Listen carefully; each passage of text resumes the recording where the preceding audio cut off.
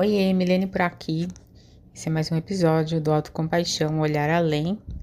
E hoje o nosso olhar vai para um filme, né? Eu falei há poucos dias, né, comentando sobre o Flow. E hoje é dia de comentar sobre mais um filme, dessa vez A Substância. Eu assisti esse filme o ano passado, 2024, e nessa semana teve um bate-papo de um grupo que eu participo do WhatsApp. E foi bastante rico, né? Acabaram surgindo ali outros olhares. Eu reassisti o filme depois disso, porque percebi que eu não lembrava de algumas coisas, né? Claro, a gente vai assistindo outras tantas coisas. E é tão interessante, né? Quando a gente pega realmente um filme, uma obra para a gente se debruçar, mergulhar mais profundamente ali nos detalhes, né, nos sentidos, nos significados todos. Eu fiz isso há um tempo atrás, né, com O Perfume, né, a história de um assassino, em vista também muito da minha prática de aromaterapeuta.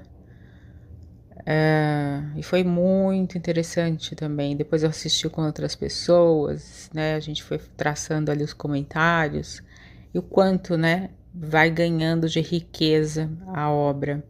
Parece uma coisa, parece aquelas coisas 3D, assim, né? Aqueles papeizinhos assim que você olha, não vê nada e daqui a pouco você olha com mais atenção, aquele olhar, né, que você captura e aquelas cenas vão mudando ali, né, para você. Parece um pouco isso, assim, né, quando a gente traz a atenção, o foco, né, para uma obra. Inclusive, da primeira vez que eu assisti, gera aquele desconforto todo, né? Então, eu nem reassisti em seguida, porque principalmente aquele final realmente é muito desconfortável, né? E agora, tipo, analisando, olhando de novo, nossa, esse final ele encaixa muito bem, né? Ele tem, claro, acho que essa função mesmo de trazer esse choque, né? De mexer com a gente mesmo, né? Então, acho que tem um propósito ali. E uma pena, né, quando esse propósito vai deixando, né, a gente, quando a gente não vai percebendo, né? Porque se a gente percebe, também traz, né, significado para outras áreas da nossa própria vida, né? Enfim, eu acho que é um filme muito interessante nesse sentido, nessa proposta que ele traz, principalmente para os tempos que a gente vive agora, né, de tanta imagem, de tantas telas, de tantos filtros. Então já, né, vou avisar aqui que contém spoiler, né, não tem como falar mais profundamente do filme sem contar. Então se você não viu, assista, depois volte aqui. Ou se não tiver problema para você spoiler, siga aqui comigo.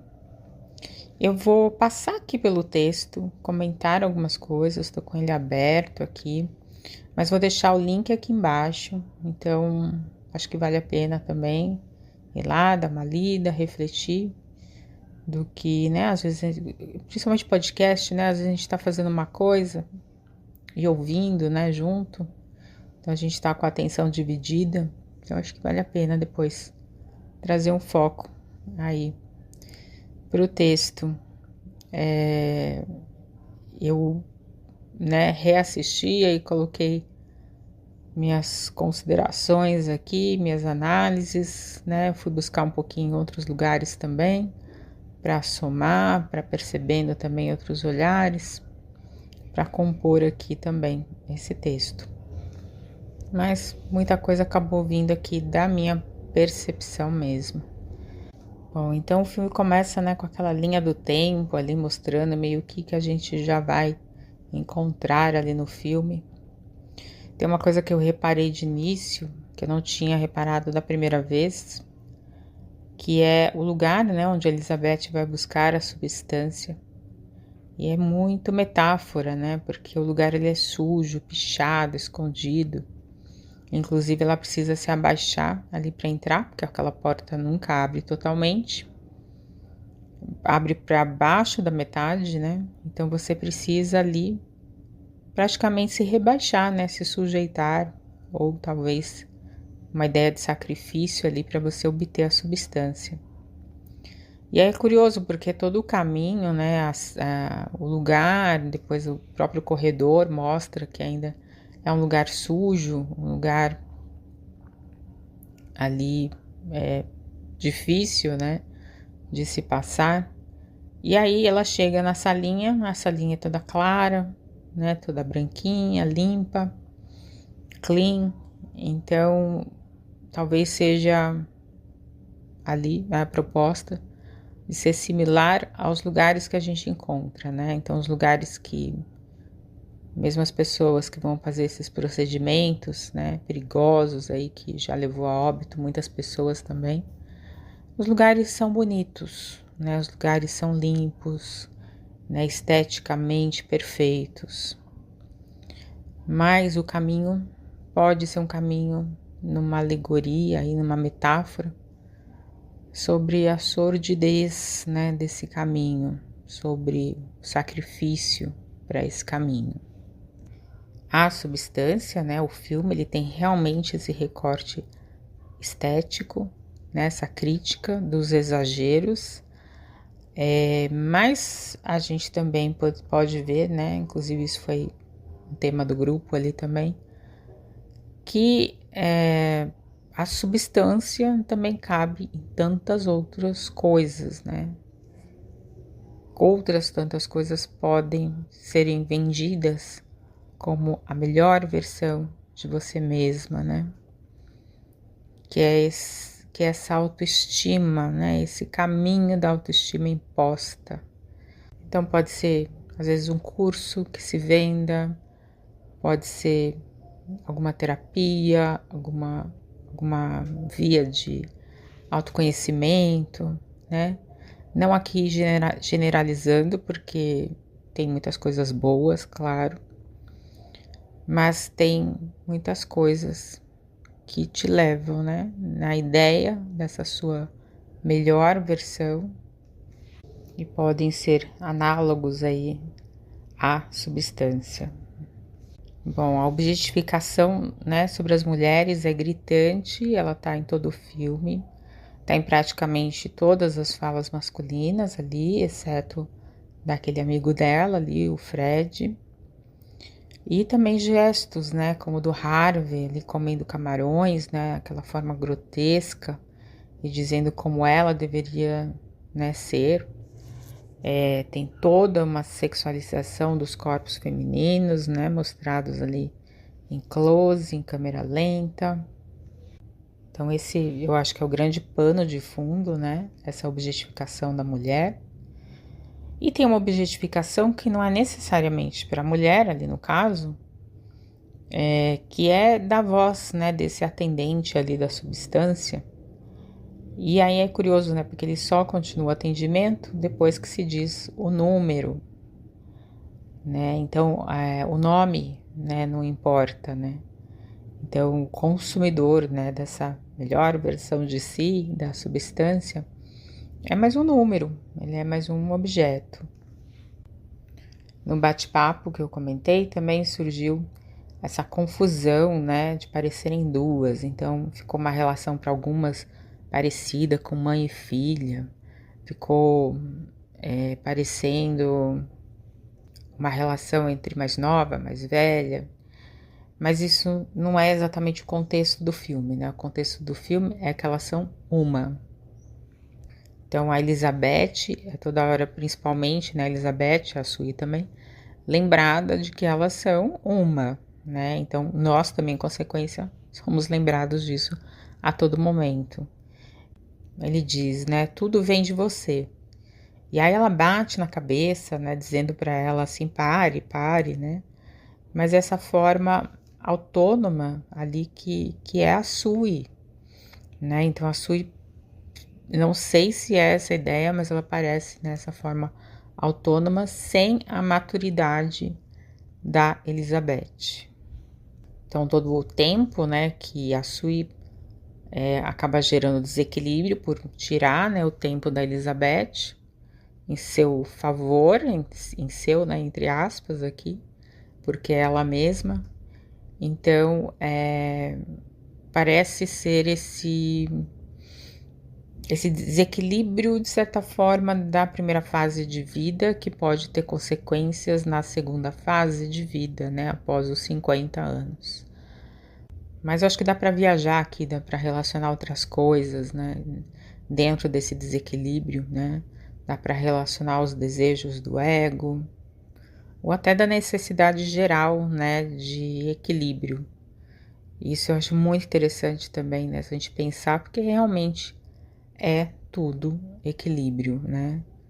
Toda a natureza, todo o nosso corpo está em busca sempre dessa regulação e dos processos, né, também da homeostase. E falando em ego, né, então Elizabeth busca a substância como possibilidade de voltar para o lugar onde ela reconhece existir, né? O que não é só ficção, porque é todo o retrato mesmo da nossa sociedade. Então, a Elizabeth, ela tá inserida naquela bolha, ela só reconhece aquelas pessoas, né, que são mostradas ali pra gente durante o filme, e é aquele jeito de viver e de ser, né, não existe uma rede de apoio, não existe parece não existir uma outra forma que ela conheça, se reconheça como identidade. Então, a substância acaba sendo essa oportunidade, né, de uma praticamente sobrevivência ali. O que ela teria de possibilidade de ser valorizada, né, de quebrar aquilo tudo que está acontecendo, seria ir ao encontro do Fred, né, inclusive de sair da solidão. E aí ela se compara, né, então aquela comparação ali é gigante, ela até quase vai, né, até aquela gira a maçaneta ali, tá quase girando a maçaneta, e se olha ali no reflexo da maçaneta da porta e desiste, né? Então essa é uma sequência muito interessante, né? Que começa ali quando ela vai no café e encontra aquela pessoa, aquele senhor, que foi aquele jovem ali no hospital que entregou para ela o pendrive, falando sobre a solidão, e aí ela decide ligar para o Fred e surge, né? Pela comparação, toda essa impotência, e aí ela vai para comida. Então aí tem as cenas, né, que começam a surgir, as comidas, muitas comidas, então preenchendo esse lugar, né, da impotência, do vazio, né, mostrando que as coisas não são aleatórias, né, como às vezes a gente acha, as coisas não são separadas. Então, acho que essa sequência é muito interessante para mostrar, né? Causa e efeito. E na sequência também surge a raiva, né? Então, ela começa a partir dali, junto com a comida, junto com aquela voracidade, a ficar com muita raiva da Sui. E aí vai aparecendo, né? O quanto aos poucos uma vai odiando a outra. E aí não é uma outra, é ela mesma, né? Então, a gente tá falando de autodestruição. E aqui é muito interessante, né? Porque é isso, né? Uma ataca a outra, sendo que elas são a mesma. E é isso que a sociedade faz com a gente, né?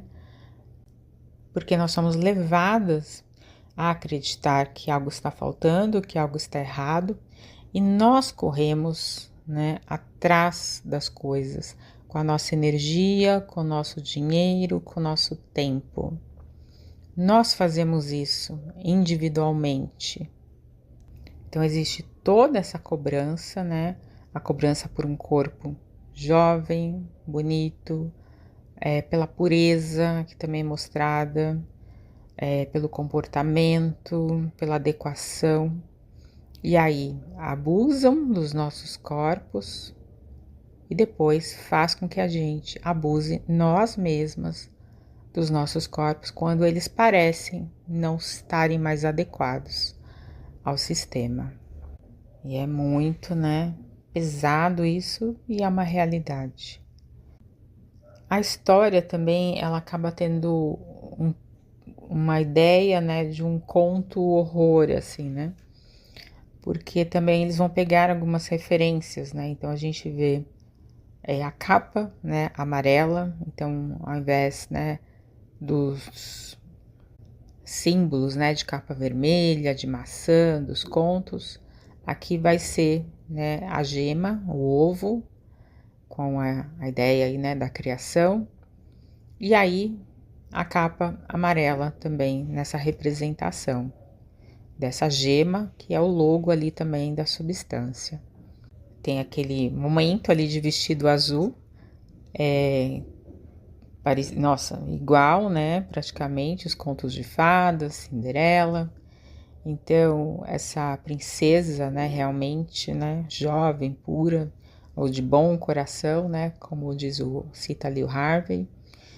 E ela é tirada de cena, muito parecido com a ideia do baile também, né, com a ideia do tempo, só que é o tempo da própria Elizabeth, né, Elizabeth barra Sui aqui, né. Tem também algumas cenas de um roupão, né, com um dragão atrás, dourado. Eu acredito que faça referência também à ideia aí da Rainha Má, né, da madrasta. E esse também pode ser um paralelo, né, que nós vemos, né, a ideia do espelho ali também, né, como se fosse meio que um portal ali. É uma composição importante ali do cenário também. E tem esse ideal da beleza jovem, né, contrastando aí com os desejos, né, espelho, espelho meu, né, que todo mundo conhece. Então, tem muito sangue, né, nesse filme. Tem, logo, né, do começo ali, quando surge a Sui, então, né, aquela carne ali, né, aberta, naquele banheiro que também lembra um hospital, então acho que é muito essa referência também, né, para mostrar, né, esse abuso dos corpos. E aí no final aquela mistura, né, de Sue e Elizabeth que dá origem àquele monstro. Então, claro, mostrando ali, né, a comparação com a constatação dos exageros de procedimentos. Talvez aquele jorrar de sangue, né, tenha o sentido também dessa devolutiva social, né? Talvez também tenha esse significado, né, do selvagem, do sangue, do menstrual, do orgânico, seja, né, esse lugar que estava contido e aí jorra ali para aquela plateia. Então, talvez existam mais significados aí, né, possivelmente. E ali no final, a gente vê Elizabeth, né, na sua estrela ali na calçada da fama, né, chega até lá. E é muito curioso ali, né, que ela olha para cima, ela tá, né, rastejando, então o rosto dela tá voltado para cima, mas ela faz aquela contemplação ali, né. E aquelas palmeiras, né, sei lá, mas para mim significou muito a verticalização mesmo, né. Então é como se ela estivesse vivendo pela horizontalidade o tempo todo, né, dentro das demandas do mundo. E aí ela tem a possibilidade de olhar para cima, né, e o céu, então parece que fala oi, né, e joga o holofote para ela e o brilho que ela tanto queria. Então aí surge novamente aquelas lembranças do que todo mundo quer, né, que é ser amado. E ela ali queria ser, né, continuar sendo essa insubstituível. E aí, nessa contemplação, ela se decompõe, passa o carrinho de limpeza e acho que tal qual, né, o começo do filme, aquela linha do tempo já estava anunciando pra gente o desenrolar do filme, né, que é a pura impermanência. E a melhor versão de si mesma, né? Mas ela não existe mesmo? Então, assim, dentro do aspecto autocompassivo, não há, né, essa ideia exata de conserto, né, em nós. Essa não é uma realidade, né, a melhor versão de si mesma. Ela até pode funcionar, mas ela funciona ali até algumas páginas, né? Depois ela começa já a dar defeito, porque não tem esse a consertar, né? E exatamente, né, como parece existir.